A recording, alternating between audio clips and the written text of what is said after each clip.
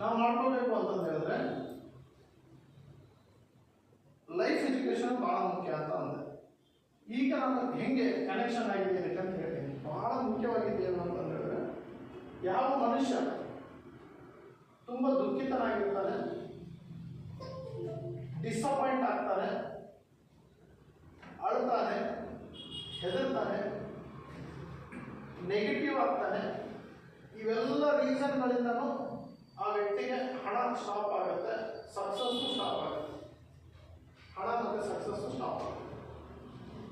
ಯಾವ ವ್ಯಕ್ತಿ ಹ್ಯಾಪಿಯಾಗಿರ್ತಾನೆ, ಯಾವ ವ್ಯಕ್ತಿ ಲವಲವಿಕೆಯಿಂದ ಇರ್ತಾನೆ, ಯಾವ ವ್ಯಕ್ತಿ ಸಂತೋಷಭರಿತವಾಗಿರ್ತಾನೆ, ಯಾವ ವ್ಯಕ್ತಿ ಪಾಸಿಟಿವ್ ಆಗಿ ಇರ್ತಾನೆ, ಆ ವ್ಯಕ್ತಿ ಹತ್ರ ಯಾವಾಗಲೂ ಜನ ಇರೋದಕ್ಕೆ ಇಷ್ಟಪಡ್ತಾರೆ, ಹಣವಿರೋದಕ್ಕೆ ಇಷ್ಟಪಡುತ್ತೆ, ಯಶಸ್ಸು ಅವರಿಗೆ